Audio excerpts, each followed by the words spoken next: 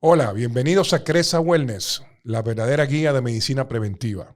Un placer tenerles de nuevo en esta tercera temporada, donde ya hemos visto algunos episodios y en el día de hoy tenemos e iniciamos uno muy interesante. Yo sé que el tema que vamos a tratar hoy preocupa a mucha gente y ocupa a mucha gente y empieza a tener mucha vigencia, y para ellos estamos con el doctor Marcos Cepeda, médico geriatra que tiene su práctica privada en la ciudad de Santiago, específicamente en el Hospital Homs.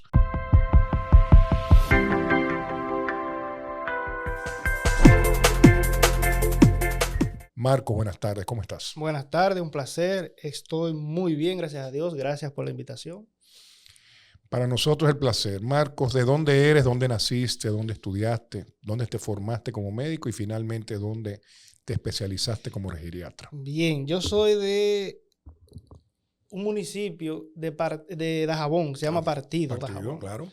Yo me crié allá hasta los 16 años. A los 16 vine para acá a estudiar medicina en UTESA. Me gradué de medicina, volví para allá a hacer la pasantía médica. Terminando ya la pasantía de una vez, tomé el examen para la residencia médica. Concursé en el Calventi y también aquí en el Cabral. Gané en los dos, pero me quedé en el Cabral porque estoy aquí Con en mi ciudad. Martín Medrano. Con el doctor Medrano. Ese es tu papá. Luego hice una subespecialidad en España sobre enfermedades neurodegenerativas. Neurodegenerativas. Sí. Eso incluye las esclerosis. Eso incluye la esclerosis múltiple, las enfermedades de Parkinson, la enfermedad de Alzheimer.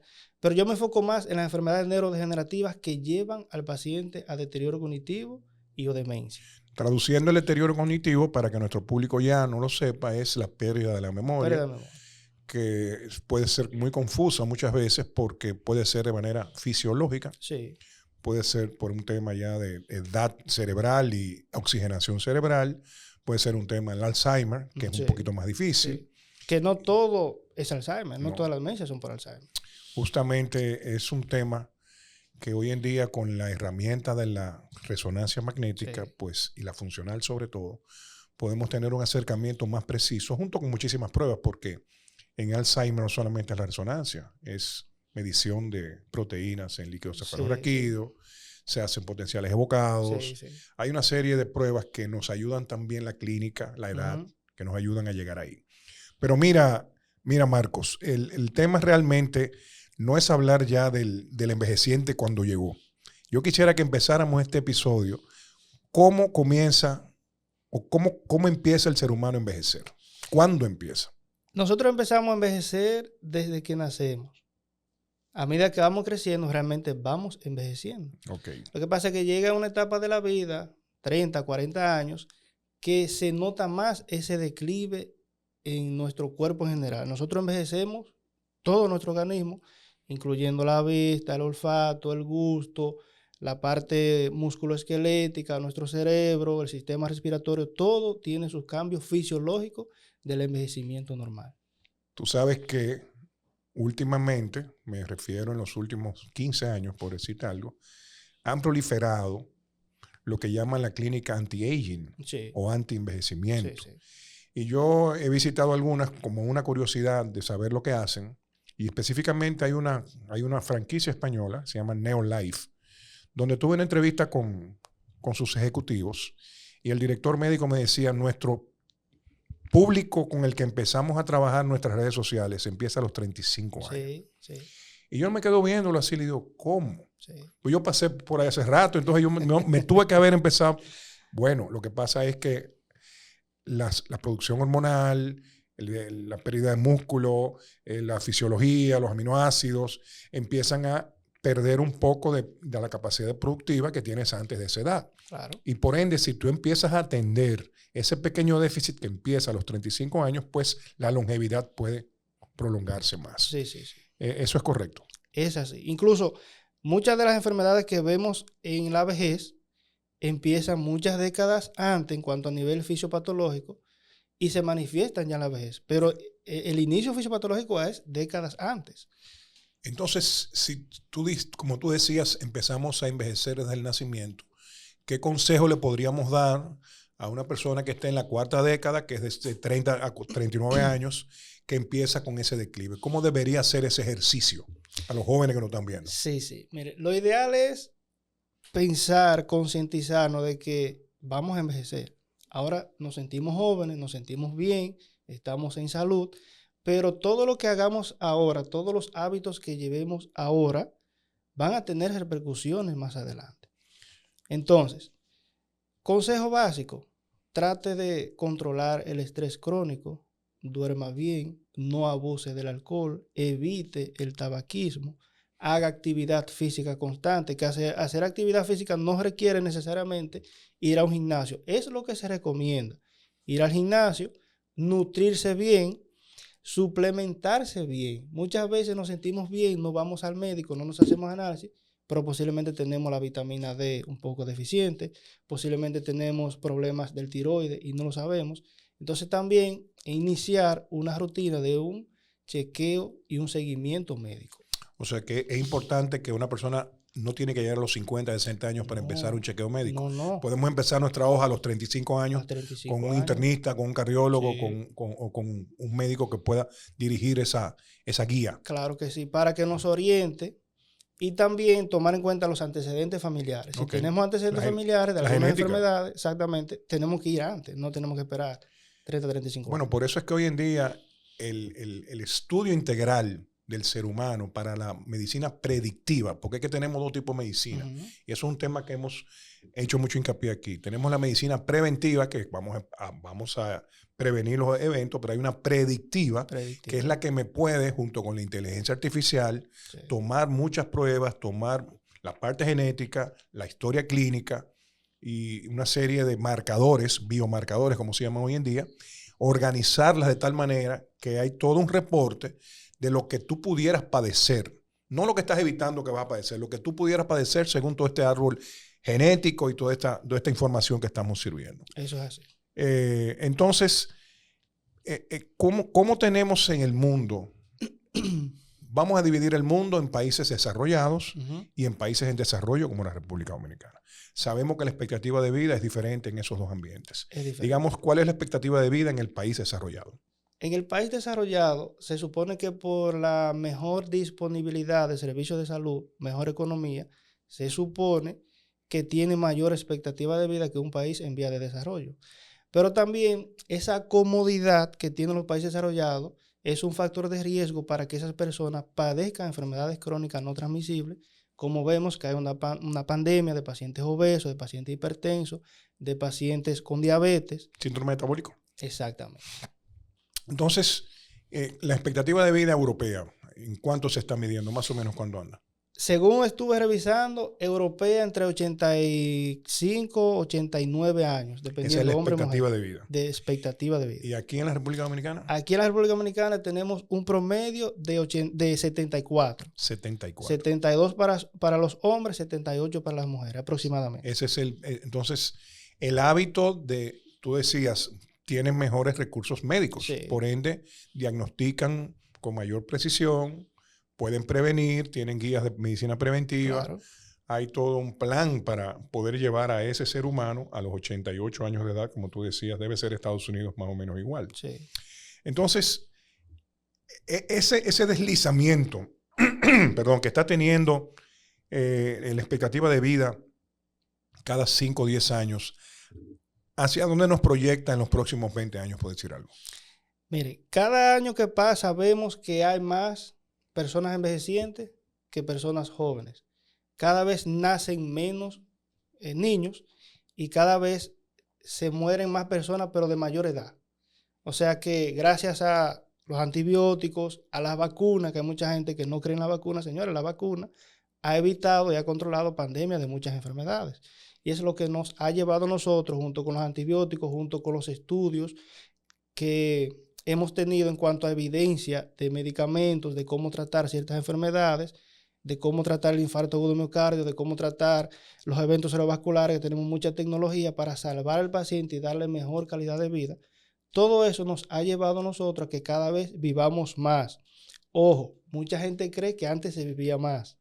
No, porque mis abuelos, que 100 años, no. Ahora tenemos mejores estadísticas, antes no había estadísticas. No. Y también ahora tenemos también en esas estadísticas mayores pruebas diagnósticas. Antes no sabíamos qué cantidad de personas tenían cáncer, ahora sí lo sabemos. Antes no sabíamos qué cantidad específicamente de personas morían, ahora sí lo sabemos.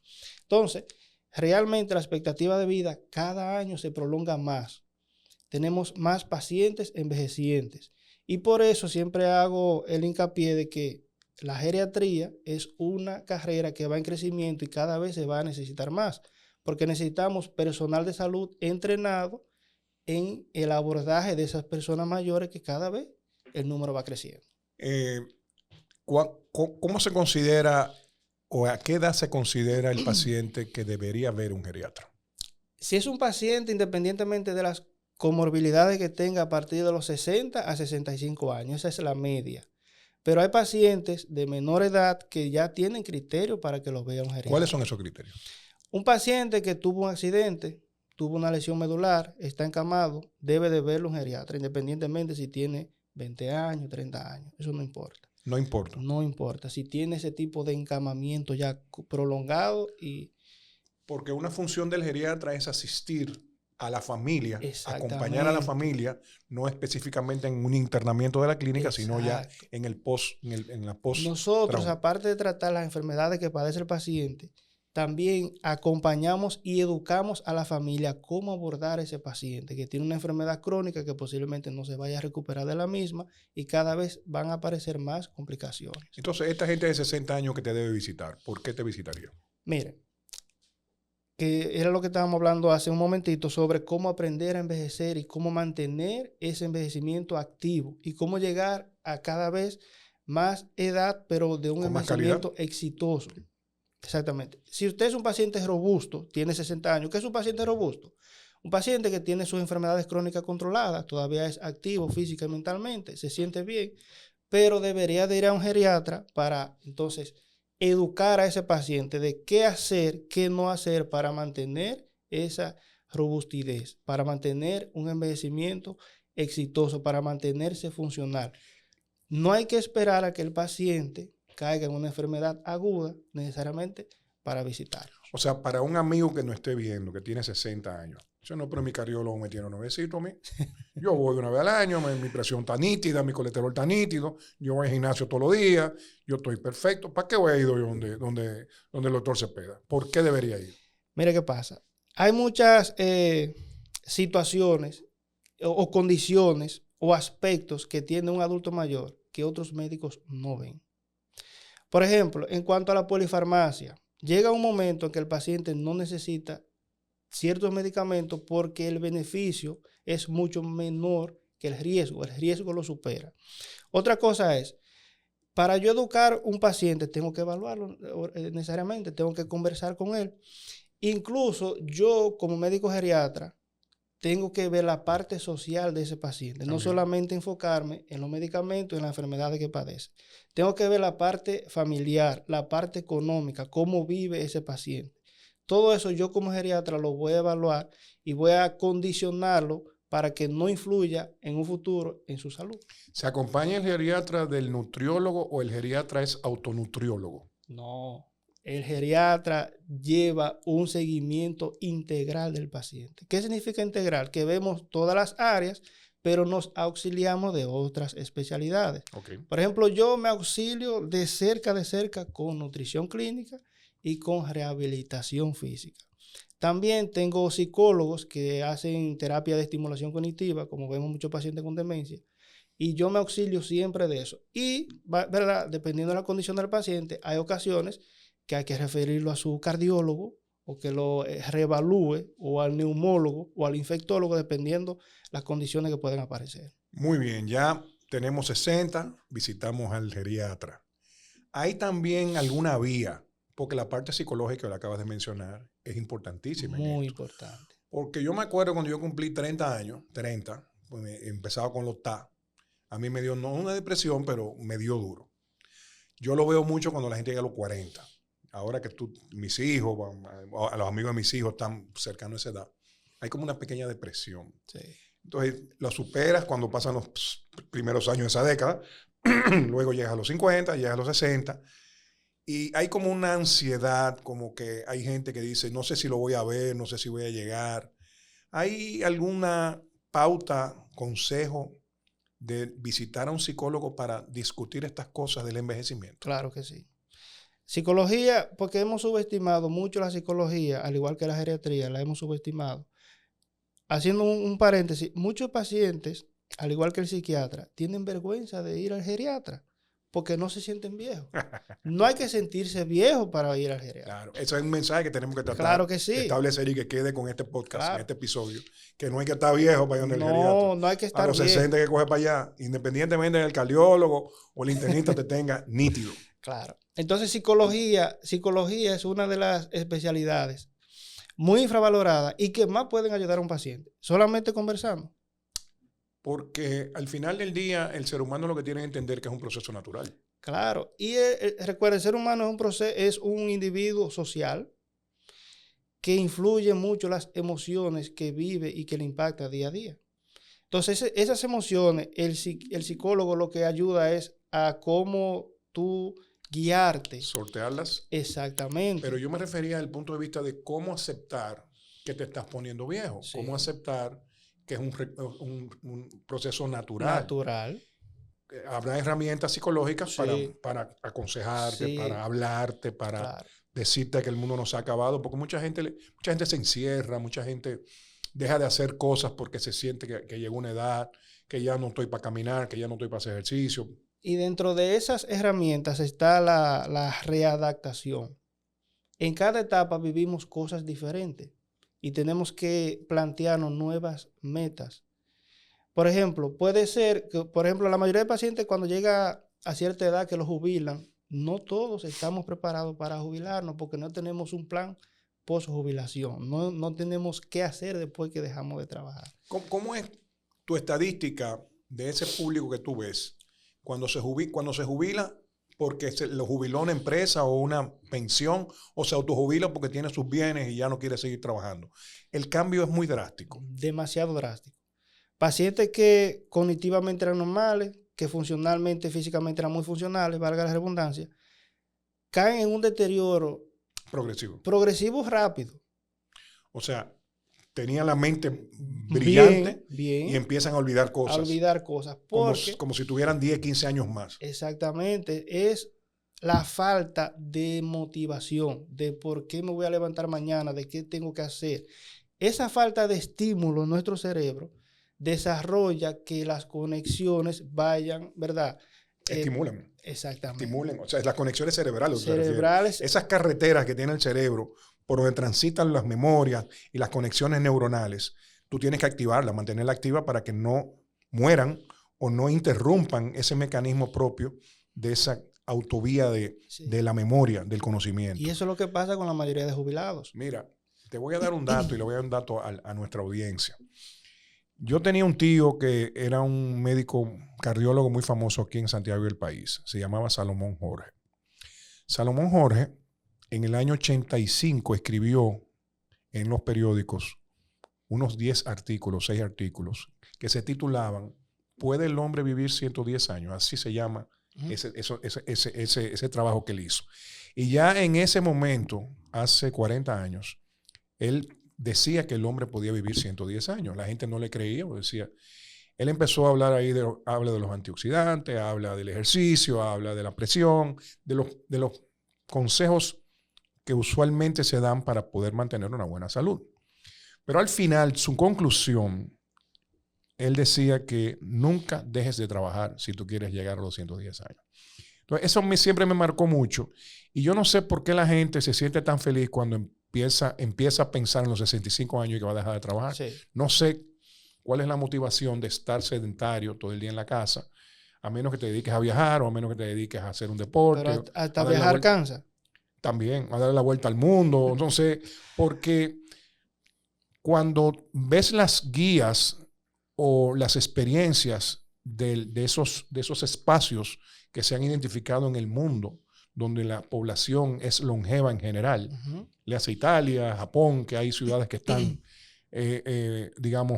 ubicadas, una de las motivaciones o de las herramientas más frecuentes es la socialización, como tú dices. El ser humano que no socializa envejece. Aparte de todo lo demás, ¿no? Entonces, yo quisiera tocar el tema de entrar un poquito ahora a ese desaprendizaje que debe tener un envejeciente. El trauma o la situación más difícil que tiene un envejecimiento son las caídas. Sí. Eso es nefasto porque es el paso previo a la muerte en un alto porcentaje de los casos. ¿Por qué pasa esto? Bueno, las caídas constituyen uno de los grandes síndromes geriátricos. Y como dijimos anteriormente, a partir de los 30 años, principalmente inicia una pérdida progresiva del músculo. Eso se acompaña de pérdida de fuerza. Incluso llega a una edad en la cual nosotros nos volvemos más lentos para levantarnos, para caminar, para correr, para subir escaleras. Y esa pérdida progresiva se llama sarcopenia. Es lo que más se asocia con pérdida de equilibrio, con pérdida de fuerza en los miembros inferiores y mayor riesgo de caídas. Entonces, ahí es donde entramos que debemos de tener y desarrollar hábitos que nos ayuden a lograr un envejecimiento exitoso. ¿Cómo tú haces eso? Si le fuéramos a dar consejo a hijos, nietos o personas de esa edad que nos están viendo, ¿cómo deberíamos empezar? Lo ideal es, para prevenir esa aparición temprana de la sarcopenia, hacer ejercicios de fuerza. Debemos hacer de 150 a 300 minutos de ejercicio divididos 5 días a la semana. Y de esos 5 días a la semana, tomar 2 días para hacer ejercicios de fuerza. Y los demás días, ejercicio de aeróbico, cardiovascular, de equilibrio. ¿Cuáles son los ejercicios de equilibrio? Los ejercicios de equilibrio, por ejemplo, yo tengo uno muy básico que lo practico en mi consulta. Tengo 2 pasos. Primero vamos a ir caminando juntando la punta de los pies al lado del paciente. Si el paciente lo hace bien, excelente. Entonces, después, es como ir metiendo el pie. Exactamente. Caminando, metiendo el pie, tocando en la punta, pero en el lado. Si lo hace bien, entonces vamos caminando punta a punta. Y así yo consigo evaluar si el paciente tiene buen equilibrio y si no lo tiene, lo oriento para que realice este tipo de ejercicio. Es un ejercicio que ayuda a mantener el equilibrio. A mantener el equilibrio. Porque usualmente el paciente cuando se cae es que se tropieza, pierde el equilibrio, se marea. ¿Cuál es la causa más frecuente? Las causas más frecuentes son los mareos, la hipotensión ortostática, ese paciente que está acostado, se levantó bruscamente a caminar, se mareó. Otra causa es de la misma pérdida de fuerza, que no se levanta suficiente el pie al caminar y tropieza. Entonces, un consejo sería, ok, tú tienes ya 60, 70, 80 años, cuando te vayas a levantar de la cama, siéntate unos minutos. Siéntate, exactamente. Hay que desarrollar esa cultura. Sí. Porque puedes marearte, puedes caer y te puedes romper la cadera. Sí. Esa es la... Y eso se debe a un proceso... Hay algunos fármacos que influyen, pero en el mismo proceso fisiológico de envejecimiento, los vasoreceptores aquí que regulan la presión con el cambio de posición, se van poniendo más lento también la respuesta. Entonces, consejo, cucuando tú hablas de los 300 minutos de ejercicio semanal. Divididos en fuerza y cardio o caminadora o digamos, puede ser correr también. Sí. El de fuerza, estamos hablando de hacer pesas. Hacer pesas. Que no tiene que ser pesas de fisiculturista. No, ese no es el objetivo. El objetivo no es que tú te veas como un fisiculturista. Es mantener la masa muscular. Es mantener el tono y fuerza muscular. Okay. Y eso se debe de individualizar. No es que usted está escuchando esto y te va a coger al gimnasio a hacer fuerza. No hay que hacer una evaluación primero. Hay que hacer una evaluación y es poco a poco adaptándose. Incluso hasta nosotros, los pacientes jóvenes, cuando iniciamos el gimnasio, tenemos repercusiones porque la inflamación en los primeros días es un poco doloroso, pero la constancia hace que los resultados luego se vean. Definitivamente. Entonces, ya tocamos el tema de mantener la masa muscular para poder evitar tropezones y que el equilibrio pueda mantenerse. ¿Qué otra medida debe hacer un envejeciente para evitar las caídas aparte de esta? Hay que adaptar, por eso la visita domiciliaria es muy importante, adaptar el entorno en el que convive el paciente. ¿Qué puede haber en un apartamento, en una casa de un envejeciente que pueda producir esa caída o ese tropiezo y esa fractura? Le llamamos barreras arquitectónicas. Por ejemplo, ya está en desuso el murito de la bañera del baño. Donde vive el paciente adulto mayor hay que eliminar eso. O sea, al suelo, el mismo suelo del Claro, baño. al suelo. Como las piletas de hoy en día, que Sí, son sí. corridas. Corrida. Porque la mayoría de casas que tienen ese tipo de baño, si hay un adulto mayor, hay historia de que se ha caído. De que Es más frecuente la fractura de adulto mayor en esas casas. Claro. ¿Qué otras cosas? Otras cosas, las alfombras.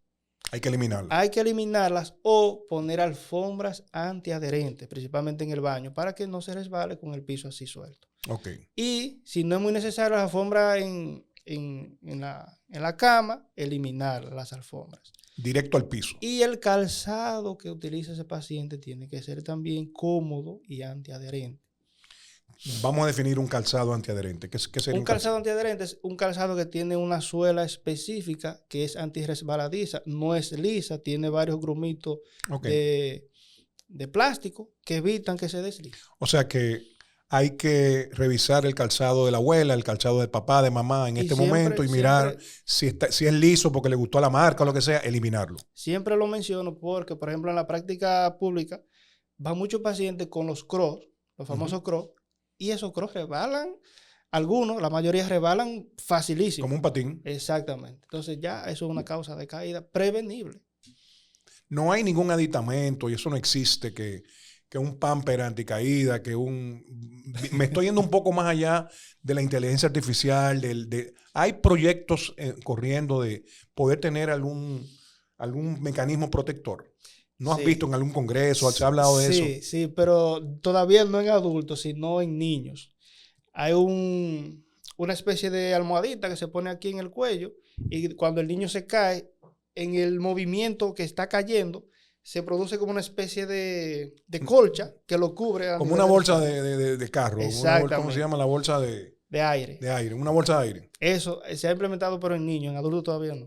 Eso es lo que estaba pensando, que podía haber una bolsa de aire para la cadera. Entonces, cuando cae, es más... Se protege. Eso también, me imagino que un adulto que mantiene buena masa muscular es más difícil que rompa o que fracture que uno que no lo tenga. Porque al mismo tiempo estás tonificando el hueso sin querer, porque el ejercicio, me imagino, estimula el osteoclasto para que se produzca calcio y ese calcio endurece o aumenta la masa del hueso esponjoso. Mire, la masa muscular, mantener un músculo sano, activo, no solamente nos va a ayudar a nosotros a mantenernos independientes físicamente. ¿A qué me refiero? Que el paciente pueda bañarse solo, pueda comer solo, pueda caminar solo, pueda ir al parque solo, pueda elegir y ponerse su ropa solo. No solamente va a ayudar en esa parte, también se asocia con la salud de nuestro cerebro. Wow. Y se asocia con la evolución en cuanto a una enfermedad aguda le dé a ese paciente. Hay estudios donde se toman dos pacientes de la misma edad, uno con buena masa muscular y otro envejeciente y otro que no hace ejercicio, que tiene sarcopenia muy marcada.